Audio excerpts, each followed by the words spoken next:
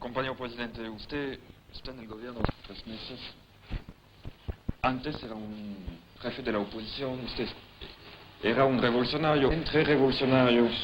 Yo lo conocí un poco antes, con compañeros, y usted es jefe de Estado. ¿Cambia un hombre cuando está en el poder? Mira, Reggie, a mí me dijeron siempre el compañero ayer.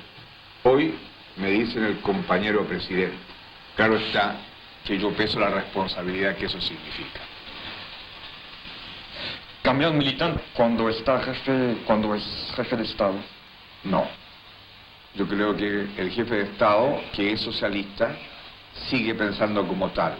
Eso sí, que su actuación tiene que estar de acuerdo con la realidad. Yo lo creo también, y creo aún que es una gran novedad eso, que un socialista, estando en el poder, se quede socialista y haga socialista.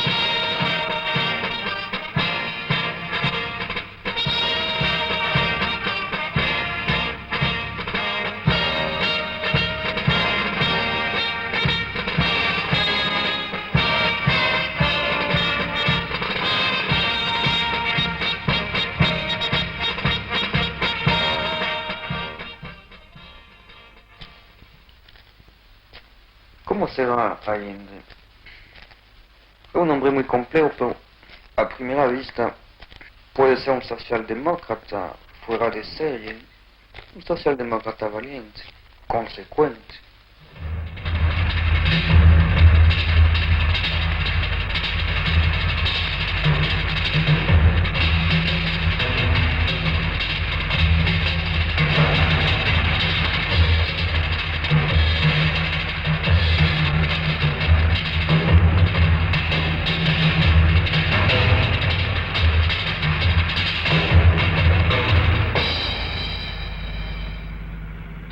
Después de diputado, ministro en el primer Frente Popular. Ministro de Pedro Aguirre Cerda.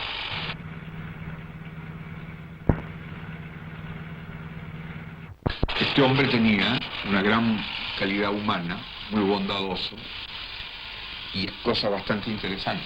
Se fue radicalizando en contacto con el poder. Pero, ¿quiere de verdad hacer una revolución? Aunque no es así que la cuestión se pregunta. ¿Puede de verdad hacer una revolución? ¿Acepta la lucha de clases hasta lo último? ¿Aceptaría él romper todo este aparato, estos moldes, estas instituciones que lo han llevado a él allá donde está actualmente? Porque si es presidente es que ha jugado las reglas del juego institucional, del juego de una república burguesa. De verdad es un problema Allende. ¿Conoce alguna gente del pueblo?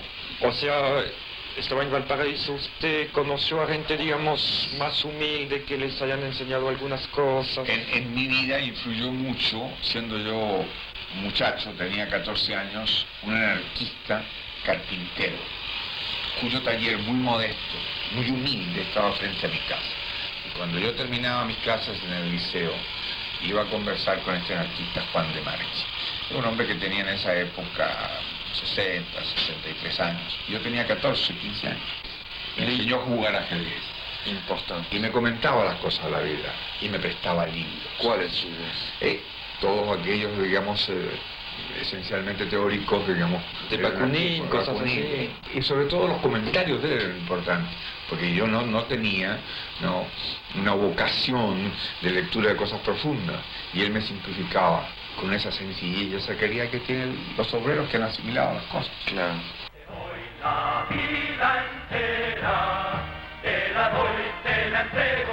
No es lo que dicen afuera cuando dicen que es un señor bien, que pertenece a la buena sociedad chilena, que no hay nada que temer de él.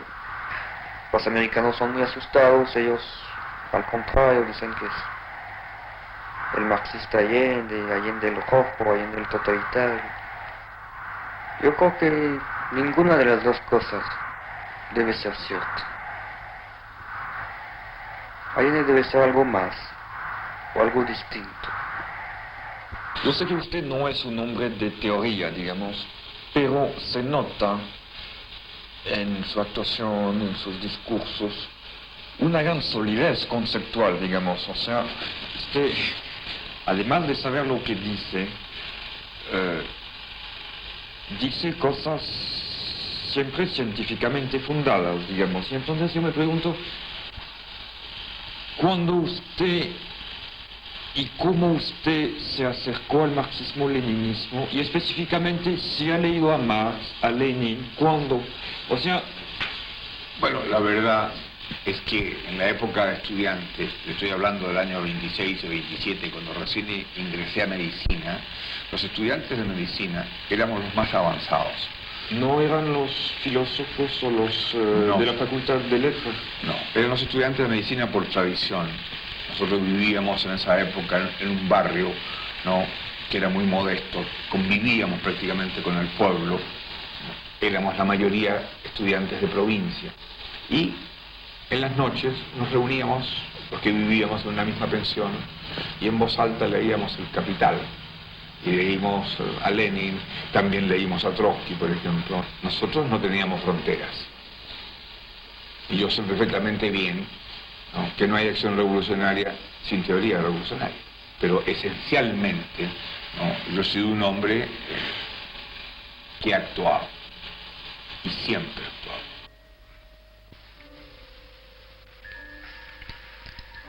El gobierno popular creo que es la expresión y el producto histórico de este desarrollo muy especial, muy chileno, que ha combinado las formas políticas de la democracia burguesa con un amplio movimiento social proletario.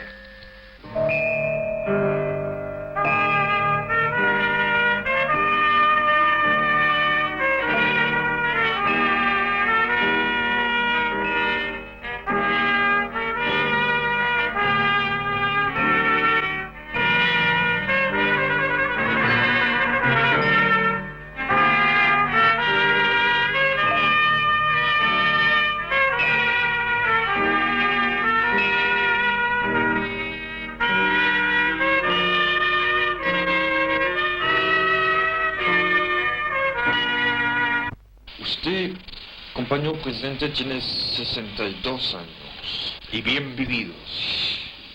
Pero usted pertenece a una generación, digamos, la generación de los Betancourt, Aya de la Torre, Arevalo y tutti quanti.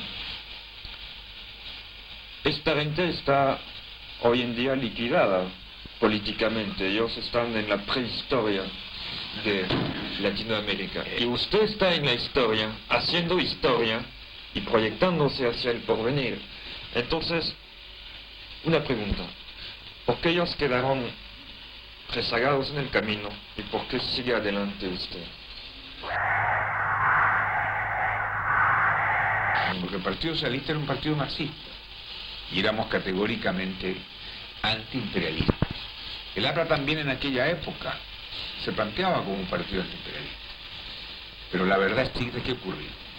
Cuando llegaron, por ejemplo, al poder, en el caso de Venezuela, los partidos populares, y especialmente Acción Democrática, no demostró una decisión para hacer los cambios, no luchó por transformar el régimen y el sistema, y al contrario, se entendieron con el imperialismo. Pero Ahora, el APRA, por ejemplo, fíjate tú. sí. El APRA no ha llegado al poder, pero en esencia, para pretender abrirse un camino, morigeró, disminuyó, cambió su actitud frente al imperialismo. Y de allí que han sido rebasados por la historia y que en realidad hoy día esos partidos no representan ni interpretan las ansias de los pueblos latinoamericanos.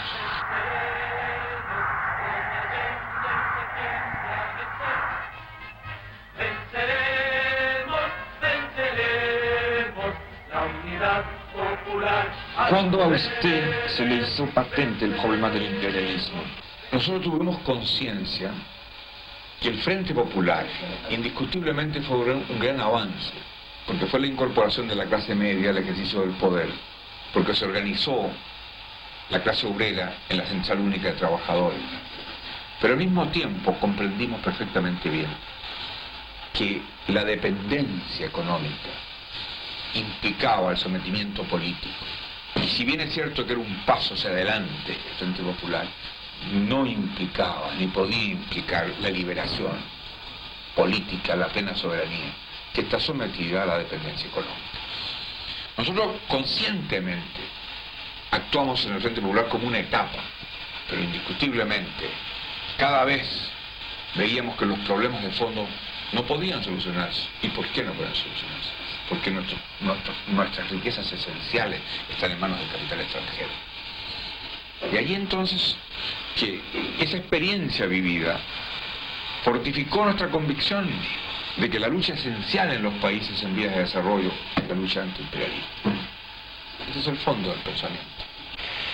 Pero la Revolución Cubana no jugó un papel en la decisión, digamos... Ha influido en forma extraordinaria, porque hemos visto con más claridad todavía lo que es el imperialismo y de qué manera no hay fronteras que lo detengan cuando tratan de defender sus intereses. Pero nosotros también tenemos el recuerdo allí de más de 57 desembarcos en América Latina de los marines. No te olvides también que el propio Bolívar tiene una frase que dice, ¿no? Estados Unidos quiere sumergir a América en la miseria en nombre de... Dos personas me han impresionado por algo que no he encontrado en otros, su mirada. Zhou Enlai y el Che Guevara. En ambos había una fuerza interior, en ambos había firmeza, en ambos había ironía. Yo cuando conversaba con el comandante Guevara y lo miraba, sabía la respuesta antes que él la dijera con sus palabras. ¿Cuál fue su primer contacto con la Revolución Cubana? Debe haber entrado Fidel Castro el 6 de enero, según me acuerdo, el 5 de enero. Pues bien, yo llegué a Cuba el 20 de enero. El 20 de enero. Y llegué en un momento muy curioso. Esa tarde había un desfile. Ese desfile estaba encabezado por 200 policías de Miami. Y iba en un auto abierto el alcalde de Miami y no sé si sería el alcalde de La Habana. Entonces yo al día siguiente pensé tomar el avión y regresarme a Chile, cuando me encontré con Carlos Rafael Rodríguez, que a quien había conocido en Chile. Y me dijo, ¿qué estás haciendo acá? Le dije, vine a ver esta revolución, pero como no hay esta revolución me voy. ¿Qué revolución va a ser esta cuando están los policías de Miami? Entonces me dijo, cometes un error, Salvador. Quédate aquí, conversa con los dirigentes. Pero le dije, no, me voy. Pero me insistió tanto, que además yo conocía a Carlos Rafael, que le dije conforme, pero ponme en contacto tú con los dirigentes. Y efectivamente, esa tarde yo recibí un llamado de Aleida, a quien no conocía ni sabía quién era la secretaria del Che, no estaba casada con el Che todavía. Me dijo, el comandante Guevara le va a mandar su automóvil y lo espera en el cuartel de la Cabana. Y ahí llegué yo, y ahí estaba el Che, estaba atendido en un catre de campaña. Había una pieza enorme donde, y me recuerdo, había un cache de bronce, pero el Che estaba en el cache de campaña, solamente con sus pantalones, con el dorso descubierto, ¿no? Y en ese momento tenía un fuerte ataque de asma. Estaba con el inhalador, ¿no? Entonces yo esperé que se pasara, me senté en la cama, la otra, entonces le dije, comandante, entonces me dijo, mire, Allende, yo sé perfectamente bien quién es usted. Yo le oí, me dijo, en la campaña del 51, dos discursos, uno muy bueno y uno muy malo. Así que me dijo, conversemos, ¿no?, con confianza, porque yo tengo una opinión muy clara de quién es usted. Entonces, ahí me di cuenta ¿no? La calidad intelectual, el sentido humano, la visión continental que tenía el Che y la concepción realista de la lucha de nuestros pueblos. Y él me conectó con Raúl Castro y después inmediatamente fui a ver a Fidel y me recuerdo como si fuera hoy día, estaba en un consejo de gabinete y Fidel me hizo entrar y yo presencié parte de la reunión del consejo de gabinete y después ahí hubo una cena y después salimos a conversar con Fidel. Y debo decirte, fue una cosa muy curiosa, ¿no? Salimos a un salón y en ese salón había guajiro jugando ajedrez, tendidos en el suelo, metralletas y todo. Y tengo una foto por ahí que no está aquí, en que salgo en la única parte que podíamos estar, una especie de chimenea, ¿no? Y ahí al lado había un pedazo libre y ahí estamos Fidel y yo conversando. Chile tiene su camino al socialismo. Pero ¿qué lección personal le dio la revolución cubana a usted? Una lección extraordinaria. Primero, que un pueblo unido, un pueblo consciente de su tarea histórica, es un pueblo invencible. Además, cuando tiene líderes consecuentes, cuando tiene hombres, ¿no?, capaces de interpretar al pueblo, sentirse el pueblo hecho gobierno. ¿Y cuál es el fundamento humano, político de su amistad con Fidel Castro? Desde el primer momento me impresionó esa inteligencia desbordante, esa cosa increíble, arrolladora, porque es una especie de catarata humana, y su franqueza. Y nuestra amistad ha sido una amistad a veces ¿Con discusiones? y profundas y fuertes, Pero con franqueza siempre. siempre. La guerra de guerrillas.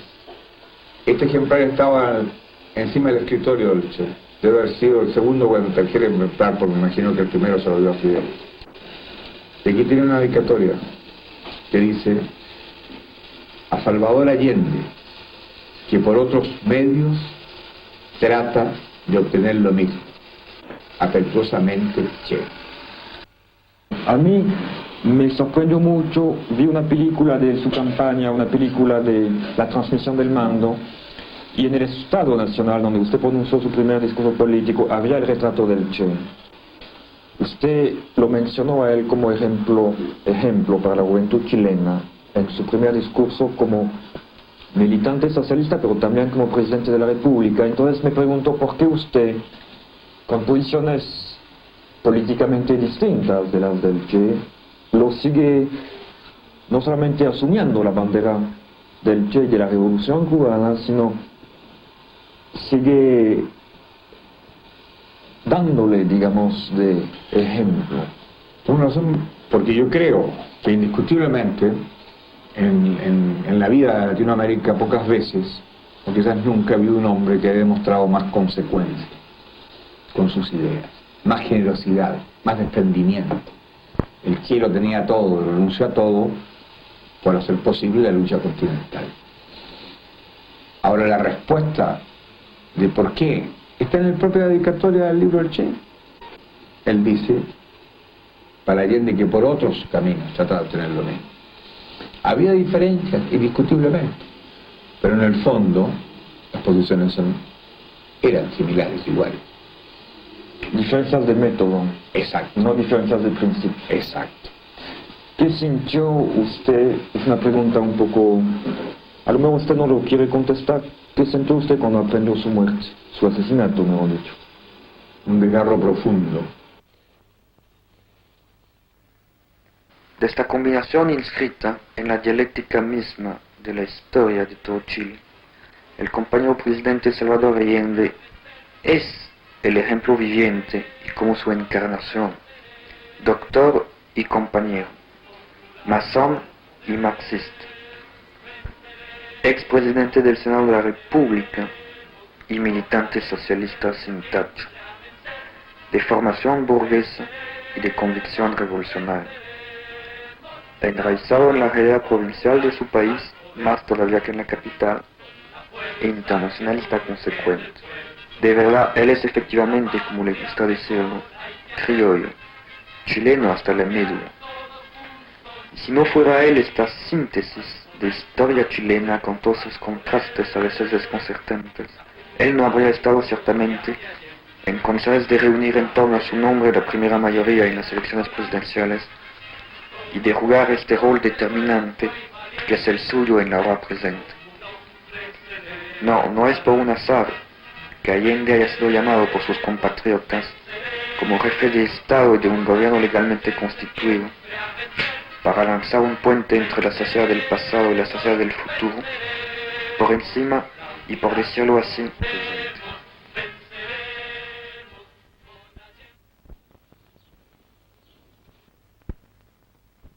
Con Frei se acabó el reformismo, fracasó el reformismo. Con usted en el gobierno, el pueblo chileno ha escogido la vía de la revolución. ¿Pero qué es revolución? Es sustitución del poder de una clase por otra.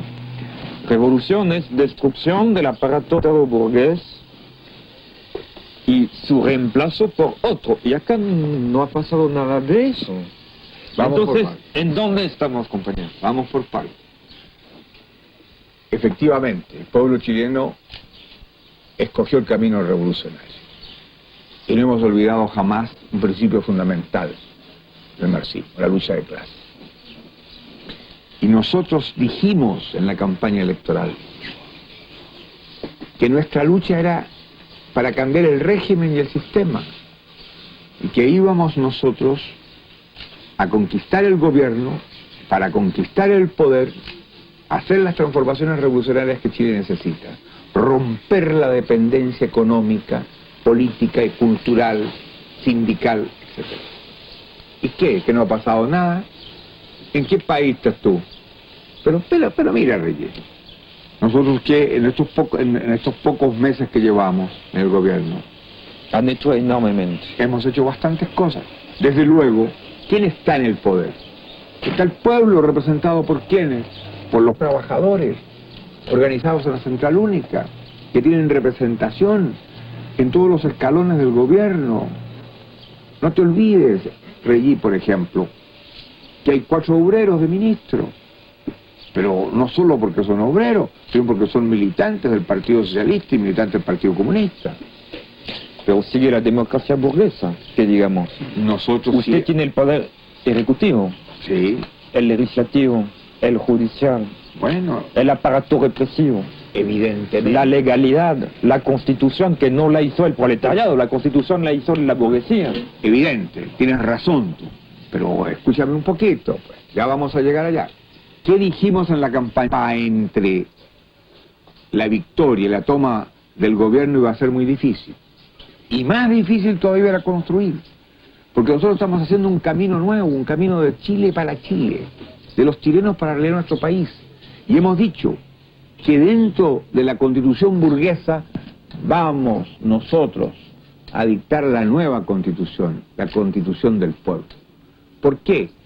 Porque en Chile podemos hacerlo, porque si nosotros presentamos un proyecto y resulta que el Congreso lo rechaza, nosotros vamos al plebiscito.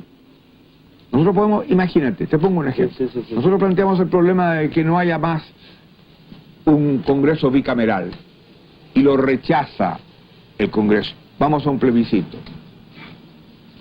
El plebiscito lo ganamos. Bueno, se acabaron las dos cámaras y tenemos que ir a una cámara única como lo hemos planteado nosotros. ¿Y a quién va a elegir el pueblo en esa cámara? Supongo que a su representante. Si nosotros realizamos lo que hemos dicho y lo que estamos haciendo, y continuamos lo que estamos haciendo. Sí, y hay que reconocer algo, compañero. Usted, después de las elecciones, ha ganado muchos votos. Yo creo que sí. Muchos me lo han dicho. Personalmente me di cuenta un poco. La Unidad Popular ha ensanchado su base social. Y es un aspecto muy interesante que en lugar del desgaste tradicional de un gobierno de izquierda en el poder, hay un fortalecimiento constante, de tal modo que ve posible usted una mayoría francamente popular y revolucionaria a un momento dado. Mira, en realidad nosotros llevamos pocos días, por así decirlo, para temer un desastre. Pero hay una cosa así, y es que la reacción, la derecha, y aún mucha gente, Elizabeth, fíjate tú, mucha gente de izquierda no creía que íbamos a ganar. Primero a ganar y enseguida a realizar lo que habíamos dicho. Y enseguida le hemos estado golpeando duro, muy insistentemente. Reciben un golpe y no se reponen y le damos otro. Por ejemplo, la reforma constitucional para nacionalizar el cobre. Imagínate el entendimiento CUT, gobierno. Imagínate tú la creación del Consejo Nacional Campesino. La expropiación en Concepción, ¿no?, de una empresa textil muy importante. La nacionalización del acero. La nacionalización del carbón. El proyecto de nacionalización de los bancos. Bueno, entonces yo te digo una cosa, Regis. ¿Estamos o nos estamos buscando el camino que conduce al socialismo? Entonces no es extrañarse que el pueblo esté presente, nos apoye. No tengas temor, si no vamos a olvidarnos que hemos dicho que vamos camino al socialismo. No, yo me doy cuenta. Yo me doy cuenta que Chile es algo muy específico y que había que transitar por este camino. Lo importante es que se esté transitando y se esté caminando, y en 2 meses se ha caminado mucho. Pero mi pregunta era, usted, compañero Allende, los trabajadores detrás suyo han conquistado el gobierno. Y si le pregunto, ¿y cuándo van a conquistar el poder? ¿Qué me contesta? Contesto que lo vamos a conquistar cuando el cobre sea nuestro, cuando el hierro sea nuestro, cuando el salitre sea auténticamente nuestro, cuando hagamos hecho la profunda, rápida y honda reforma agraria, cuando controlemos el comercio de importación y exportación por parte del Estado. Pero el poder indiscutiblemente lo tendremos cuando Chile sea un país económicamente independiente. De allí que nuestra lucha esencial, vital, sea antiimperialista. Y de allí que el proyecto de más trascendencia es el que nos permite nacionalizar la riqueza fundamental de Chile. Los que ayer defendían a los opresores pueden hoy defender a los oprimidos sin cambiar ellos mismos, sin sustituirse por otros. Pero hay que O sea, claro, el mismo tribunal que sí, ayer dictaba una ley en favor del latifundista, hoy la puede dictar en favor del campesino sin que cambie el tribunal. Y el ejército que ayer, o los carabineros que ayer expulsaban de los fondos los que invadían, actualmente usted cree que pueden ponerse de defensores de los oprimidos en primer lugar, sin cambiarlos. En primer lugar tienes que ubicarte en una realidad distinta. Los jueces justifican su actitud diciendo que ellos aplican la legislación vigente. Si hay una nueva legislación, dice que aplicarán la nueva legislación. Y esa la vamos a dictar nosotros a través de la reforma constitucional o las leyes que vamos a plantear al Congreso. Y ya te he dicho que si hay un rechazo de algo fundamental, iremos al plebiscito. Las Fuerzas Armadas chilenas tú no las puedes comparar, Regis, Ya sé. con las Fuerzas Armadas de otros países Es un latinoamericanos. hecho objetivo y nadie Ellos- tiene duda acerca de eso. Ellos nunca han intervenido propiamente tal en una actitud represiva al pueblo, sino cuando ocasionalmente el gobierno, y muy ocasionalmente, ¿no?, ha solicitado la utilización de las Fuerzas Armadas. ¿Y podrán combatir a la reacción si la reacción empieza? Evidentemente que sí, pues. Evidentemente que sí, pues. Y eso lo vamos a probar, pues. Evidentemente que sí, pues. Usted está contestando una pregunta que yo me hacía más bien a un compañero, le había oído decir, si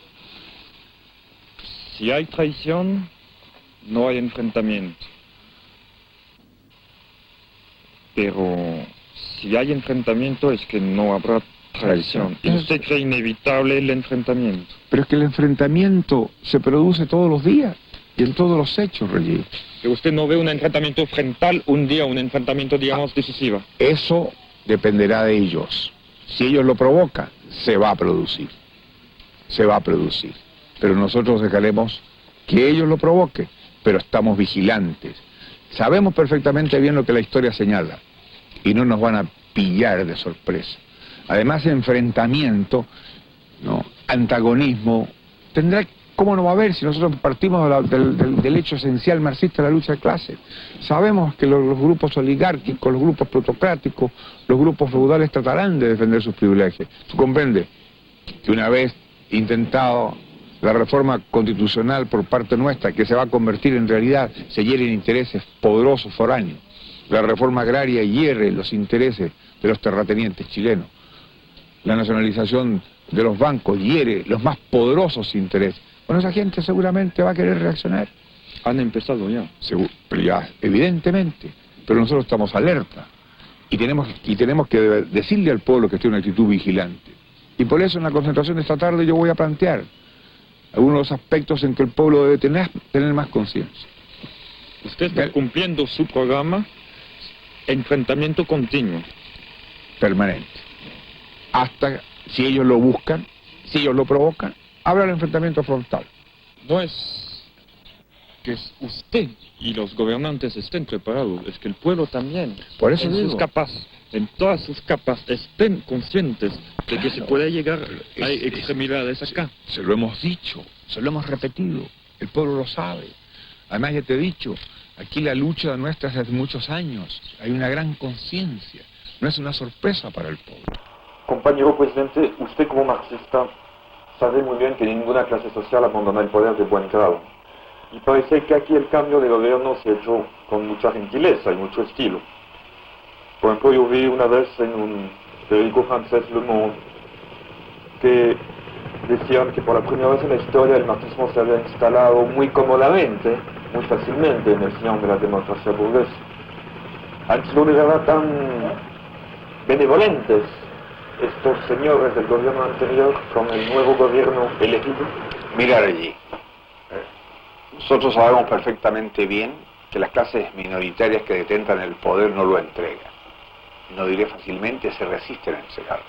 Y aquí en Chile, entre la etapa después de la elección hasta la toma del poder, ¿no?, vivimos un clima permanente de conspiración, organizada, planificada.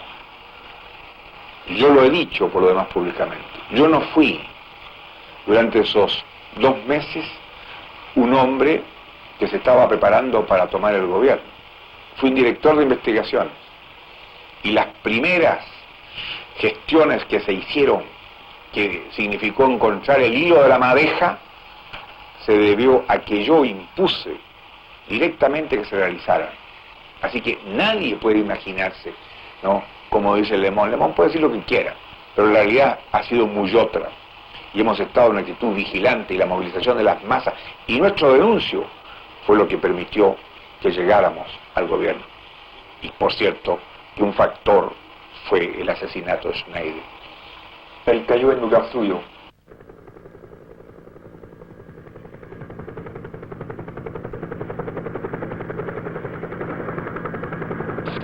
Creo que usted vio a Ho Chi Minh personalmente poco antes de su muerte, muy poco antes. Sí, ha sido para mí lo más impactante de mi vida. ¿Cómo era él, un anciano, de una dignidad, de una cosa transparente, de una modestia increíble? Y entonces uno estaba frente a un hombre cuya historia conocía, que sabía lo que había hecho, que era fundador del Partido Socialista francés, que había estado el fundador del Partido Socialista de Indochina, que había sido el conductor de su pueblo y que hablaba con una sencillez. Fíjate que durante el tiempo que estuvimos, esencialmente habló de los niños. Para mí, nada me ha impactado más que la actitud de Ho Chi Minh con nosotros. Cuando nos dijo, por ejemplo, gracias compañeros por haber venido de tan lejos, ustedes que se han sacrificado para traernos el apoyo moral. Nosotros, oír esa frase de parte de quién, de un hombre que había dado su vida entera a una lucha, al conductor victorioso, al que había derrotado indiscutiblemente a los japoneses y a los franceses, y que estaba derrotando a los americanos. Era cuando los bombardeos. Era cuando los bombardeos todavía. Que ya se hizo notar asesinando a un hombre, a un general. Actualmente no hacen nada nada que se vea, nada público, pero evidentemente están preparando. En el fondo Chile es todavía un punto de interrogación. Hay un adversario al frente.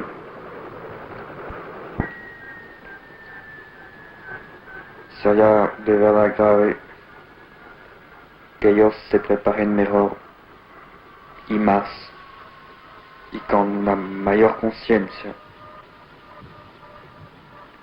que los revolucionarios, que el pueblo mismo.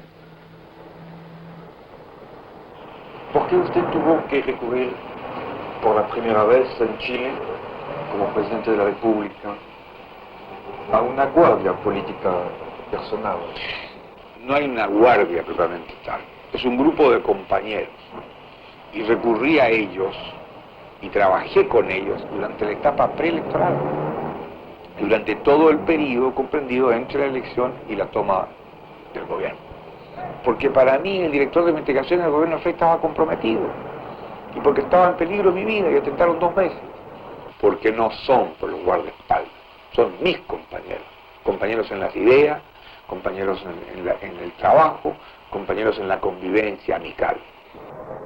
Pues sabemos bien que para usted la presidencia no era un fin, un medio más, un frente más de lucha para un revolucionario. ¿Cómo resulta en la práctica este cargo, esta función del presidente? ¿No tiene algo paralizante, algo pesado, algo protocolar? ¿Cómo usted puede imponerse a su propia función oficial?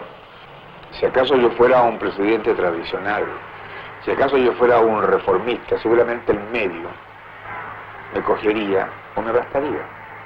Si yo no tuviera la fuerza vital del pueblo, si yo no recibiera el estímulo, por ejemplo, que significa cuando voy a una población o cuando termino una concentración y la gente me dice, cuídese compañero Allende, qué bien compañero Allende, no podría actuar como actúo. Pero siempre hemos roto, primero por convicción, un poco fríamente, con esta cosa tradicional, protocolar.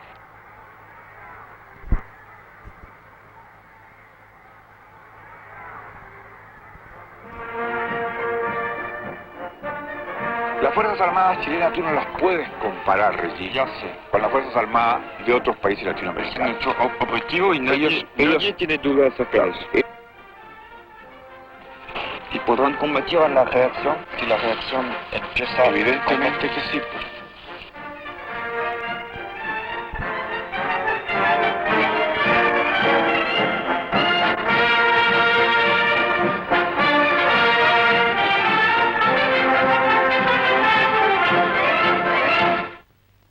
El papel suyo de unificador de las izquierdas, de catalizador de las fuerzas populares. Alguna razón quizás tendrá el enemigo para intentar eliminarlo, como sabemos que lo está o lo estuvo intentando. ¿Qué cree que pasaría si eso ocurre? Yo creo que la burguesía parte de un error. Supone que es el hombre el factor esencial del proceso social. Nosotros sabemos que es el pueblo, que son las masas, pero también no desconocemos que el hombre tiene una determinada influencia en un momento determinado. Pues bien, ellos creen y convierten ese principio casi en una táctica, que eliminando a un hombre, un político, a un dirigente, el proceso social va a desaparecer. Pero un error, podrá demorarse, podrá prolongarse, pero a la postre no podrán detenerlo. En el caso de Chile, bueno, si me asesinan, bueno, el pueblo seguirá su ruta, seguirá su camino. Con la diferencia quizás de que las cosas van a ser mucho más duras y mucho más violentas, porque será una elección muy clara, muy objetiva para la masa, de que esta gente no se detiene ante nada. Y yo tengo contabilizado esta posibilidad, no la ando ofreciendo ni facilitando que lo hagan, pero tampoco vivo con la preocupación de que esto pueda ocurrir. Construyendo el socialismo, no nos moverán. Construyendo el socialismo, no nos moverán. De que no crea que hagan la prueba, no nos moverán. No nos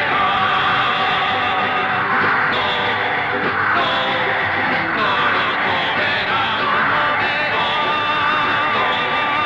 No nos moverán. De que no crea que hagan la prueba, no nos moverán.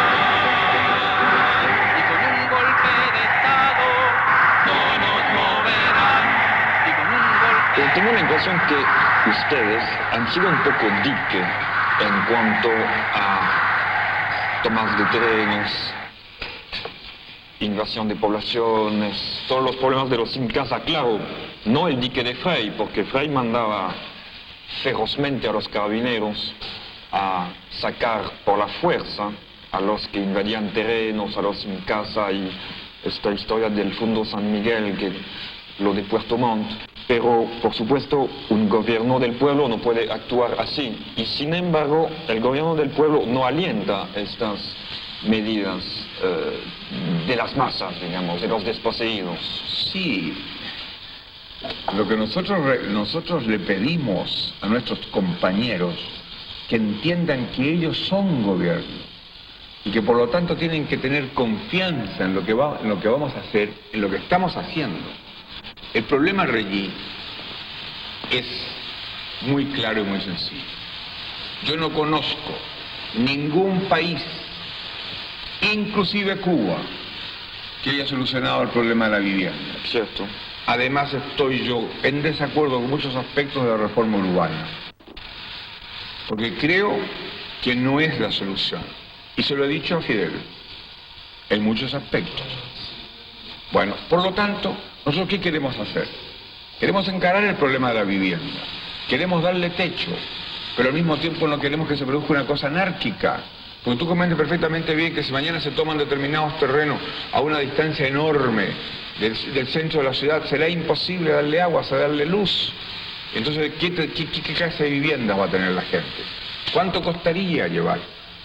En algunas partes nosotros no podemos construir casas de un piso, casas aisladas. Tendremos que construir bloques, porque lógicamente tenemos que aprovechar la altura. Y hay apego acá a la casa individualista, ¿no? Hay apego a la casa individualista. No se haya un rasgo, digamos, de la ideología burguesa, digamos.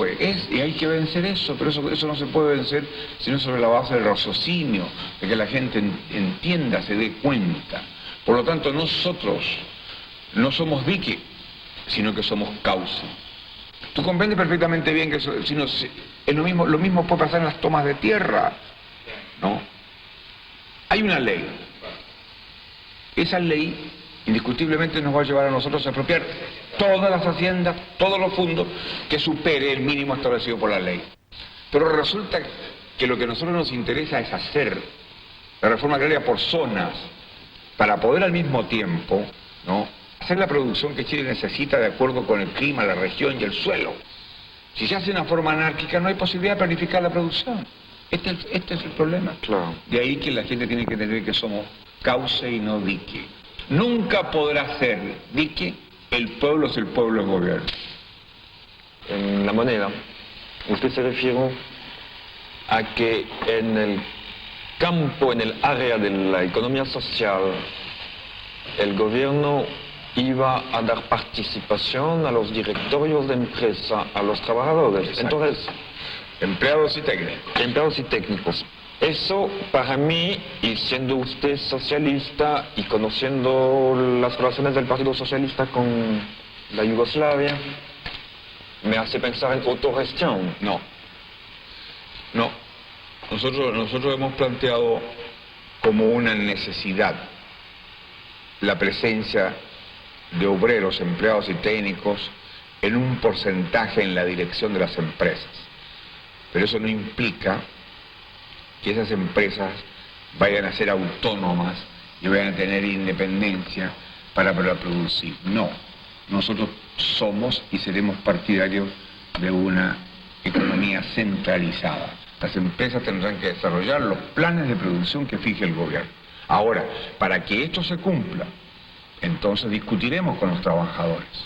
Pero no le vamos a entregar una empresa a determinados trabajadores para que ellos produzcan lo que quieran o para que ellos obtengan desde el punto de vista personal, porque tienen una empresa que es vital para el país, mayores ingresos que el resto. Ahí yo tenía una revista francesa, revista de izquierda.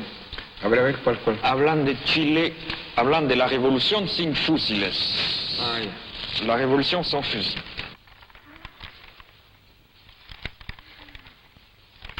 Entonces usted ve que en el exterior una revolución sin fusiles para gente que no tiene quizás mayor formación política no es revolución, es reformismo. Entonces, por supuesto, todavía no han salido los fusiles acá en Chile, o poco, pero es revolución lo que pasa acá. Yo creo que estamos en una etapa revolucionaria. ¿Cómo podemos definir una revolución? Desde el punto de vista sociológico, yo le pregunto al filósofo y al sociólogo. Yo quiero aclarar una duda de inmediato. Para mí, la cuestión de la violencia no es una cuestión definitoria. Está bien, yo me refiero a eso.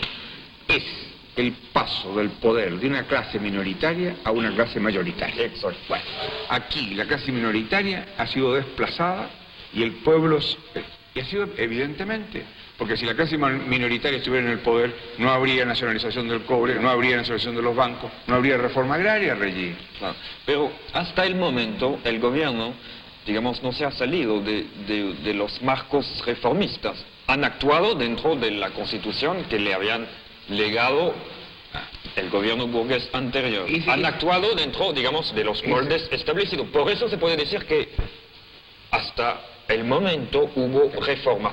Lenin decía, perdóneme compañero, no quiero hacer el pedante acá, pero Lenin decía que hay dos tipos de reformas, las que están destinadas a frenar a la revolución y las que están destinadas a abrirle el camino a la revolución. No, yo creo que nosotros hemos utilizado aquellas que le abren el camino a la revolución. Ahora, tenemos la pretensión, y eso sí que lo voy a decir con modestia, de estar creando un camino distinto y demostrar que se puede hacer estas transformaciones profundas que son el camino de la revolución.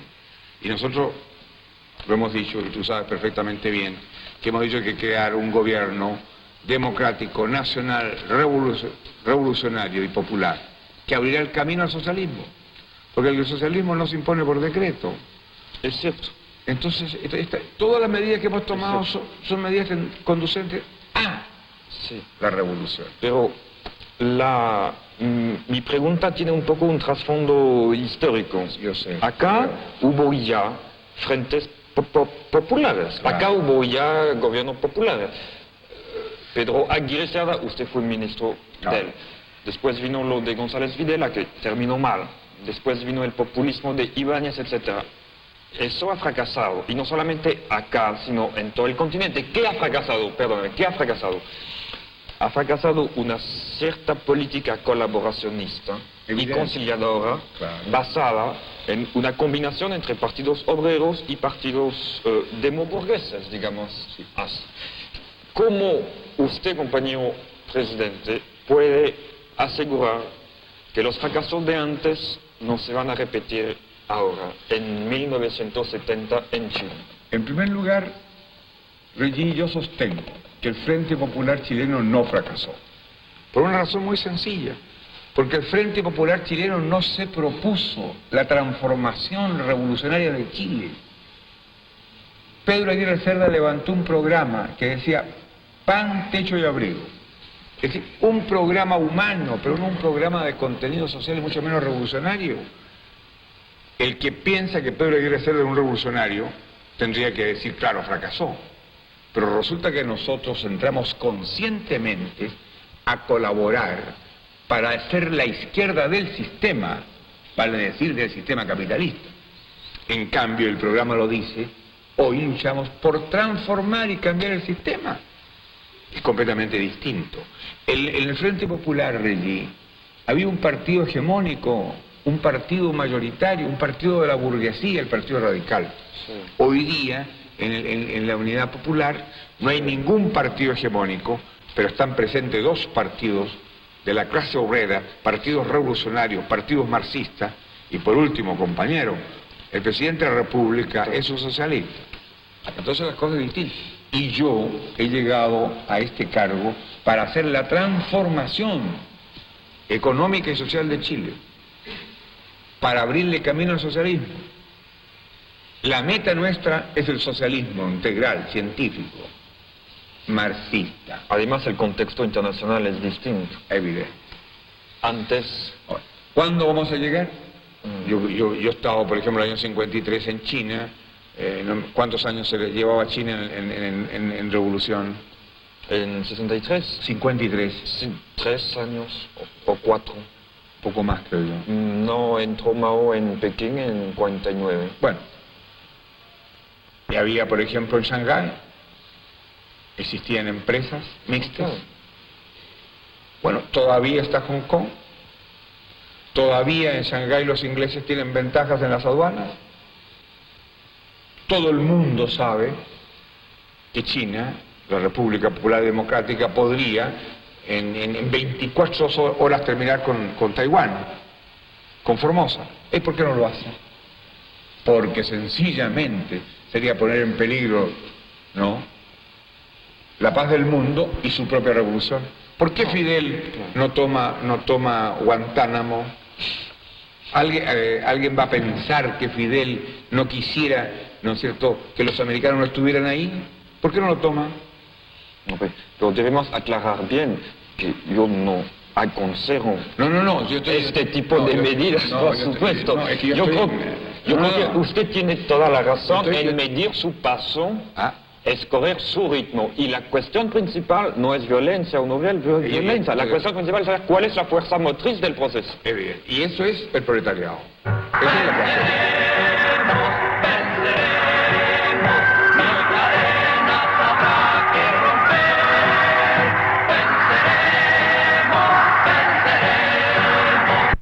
¿Quién está utilizando a quién en este sentido? Se va a encajonar el proletariado y sus aliados dentro de las instituciones burguesas, apaciguándose con reformas por acá, reformas por allá, o se podrá en un momento dado romper estos moldes para crear una democracia proletaria. En el fondo, mi pregunta ¿es el proletariado que va a terminar por imponerse a la burguesía? ¿O Sí. es la burguesía que va a ir poco a poco reabsorbiendo y amoldando al proletariado dentro de su mundo? ¿Quién le toma el pelo a quién, si quiere, Ya. brutalmente y un poco de manera provocadora, ¿no? Quizás. Yo no creo que un compañero me provoque con una pregunta. Bueno, yo soy un provocador profesional, compañero presidente. Yo no me dejo provocar. Bueno, bien.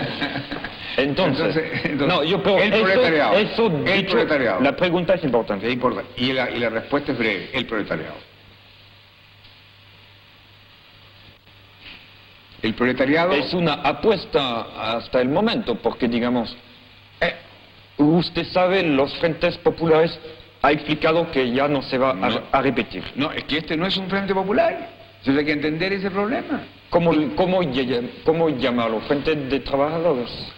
Es un ¿Frente de patria? Frente de Trabajadores, Frente de la Patria, Unidad Popular, pero con una columna vertebral en que la clase obrera es indiscutiblemente el motor, porque aunque no hay una hegemonía de un partido, los partidos socialistas y comunistas son indiscutiblemente los partidos que representan al 90% de los trabajadores, vale decir, obreros, campesinos, empleados.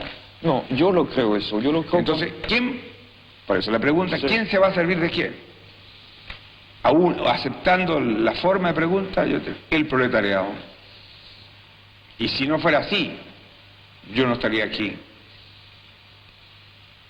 Bueno, no, su pregunta No estaría aquí. Yo estoy respuesta- estoy trabajando para el socialismo y por el socialismo.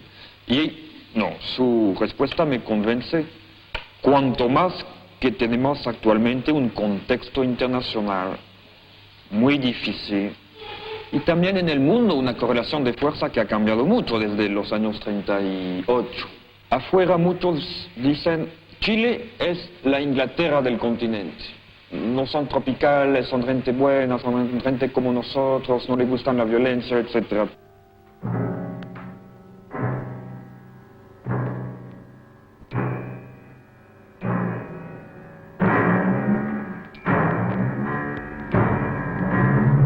¿Cuántos muertos ha dado el proletariado chileno para que sea posible hoy en día esta llegada al gobierno? Porque esta lucha no es de ayer, no es de ahora. El que oficia la muerte, como un verdugo, tranquilo está tomando su desayuno. Masacres por aquí, matanzas por allá. Todo eso ha sido una lucha de clases que quizás no ha llegado a conocerse, que quizás no ha llegado a romper con esta idea, este cliché burgués del Chile pacifista, del Chile cariñoso, del Chile bonachón, donde todo se arregla. En realidad, abajo, en el campo, en los suburbios, no ha sido así, evidentemente. Eso ha sido una lucha de clases muy larga, muy dura, quizás una de las más sangrientas del continente.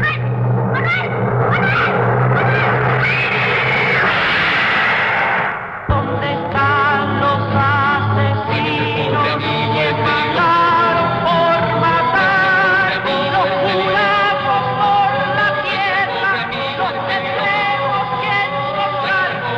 Los juramos por la vida, los tendremos que encontrar. Sus relaciones con Estados Unidos, ¿ustedes tienen razones por temer algún empeoramiento de estas relaciones? ¿Qué es lo que esperan? Si nos sometemos a la historia, indiscutiblemente podemos temer muchas cosas. La experiencia de Latinoamérica es dramática, y es trágica, y es sangrienta. Vamos a hablar de la política del garrote o de la política del dólar, el desembarco de Marines, lo sabemos. Ahora bien, nosotros también pensamos que Estados Unidos como pueblo y como nación están hoy día viviendo etapas muy diferentes a las de antes. Ellos tienen profundos problemas internos, no solo el problema racial, no solo el problema de los negros, tienen el problema de sectores de obreros, de estudiantes, intelectuales, que no aceptan una política agresiva. Además, ellos se han concitado la repulsa mundial con su actitud en Vietnam. Por lo tanto, les es más difícil proceder en América Latina. Nosotros no tenemos ninguna actitud agresiva contra el pueblo norteamericano. La agresión vendrá de ellos, si es que tiene que venir. Por eso digo, ni siquiera verbal. El señor Nixon es presidente de Estados Unidos y yo soy presidente de Chile. Yo no tendré un término despectivo contra el señor Nixon mientras el señor Nixon respete al presidente de Chile. Si ellos rompen con esto que es una obligación, si una vez más van a hacer tabla rasa de la autodeterminación y de la no intervención, se van a encontrar con una respuesta digna de un pueblo y de un gobernante. ¿En qué reside finalmente para usted la lección del proceso chileno para Latinoamérica? ¿Cuál es esa lección en su concepto? La lección es que cada pueblo tiene su propia realidad. Y frente a esa realidad hay que actuar. Que no hay recetas. Y que el caso nuestro, por ejemplo, abre perspectivas, abre camino. Hemos llegado por los cauces electorales. Aparentemente se nos puede decir que somos reformistas, pero hemos tomado medidas que implican que queremos hacer la revolución. Vale decir, transformar nuestra sociedad. Vale decir, construir el socialismo. ¿Y qué piensa de los que dicen que lo que acaba de pasar en Chile desmiente la guerra del pueblo, la tesis de la guerra del pueblo en otras partes? Yo he dicho antes de nuestra victoria que la lucha revolucionaria puede ser el foco, el ejército armado, la guerra del pueblo, la insurgencia y el cauce electoral. Depende del contenido que se le dé. Entonces, frente a algunos países, no hay otra posibilidad que la lucha armada. Donde no hay partidos, donde no hay sindicatos, donde hay dictadura, ¿quién va a creer en la posibilidad electoral? No hay ninguna expectativa electoral. Yo personalmente he visto su victoria como un aliento para luchar. Mi muy poca experiencia política y mi poco conocimiento de Latinoamérica me han llevado a la conclusión de que muchos gobiernos se dicen revolucionarios, pero hay unos que dicen más de lo que hacen y otros que son muy pocos que hacen más de lo que dicen, y tengo como la impresión de estar en el segundo caso acá. Para nosotros vale mucho más hacer que decir. Entonces, a lo mejor no nos queda por decir mucho, la cosa es hacer. Pero la última pregunta que quería hacer, ¿cómo ve usted, a partir de la experiencia chilena, a partir de la victoria popular en Chile, el porvenir de Latinoamérica? Con victoria, sin victoria, siempre he dicho lo mismo. Latinoamérica es un volcán en erupción. Los pueblos no pueden continuar muriéndose a medio vivir. Tú sabes perfectamente bien que en este continente hay 170 millones de semianalfabetos y analfabetos.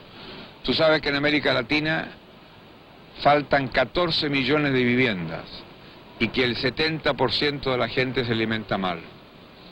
Tú sabes que potencialmente nuestros pueblos son riquísimos y sin embargo son pueblos con desocupación, con hambre, con incultura, con miseria moral y miseria fisiológica. Los pueblos de América Latina no tienen otra posibilidad que luchar. Cada uno de acuerdo con su realidad, pero luchar. ¿Luchar para qué? Para conquistar su independencia económica y ser pueblos auténticamente libres en lo político también. Ahora, yo creo que esa es la gran expectativa y es bueno que como presidente yo pueda decirle, sobre todo a la juventud, que en el camino de la lucha, en el camino de la rebeldía, en el camino de la consagración, a estar junto a los trabajadores, está la gran perspectiva y la gran posibilidad. Este continente tiene que alcanzar su independencia. Y algún día América tendrá una voz de continente, una voz de pueblo unido, una voz que sea respetada y oída, porque será la voz de pueblos dueños de su propio destino.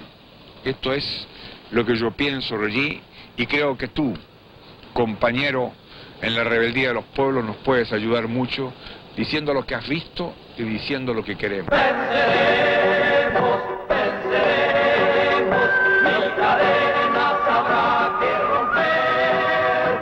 Venceremos. Es muy chileno lo que aquí ha ocurrido.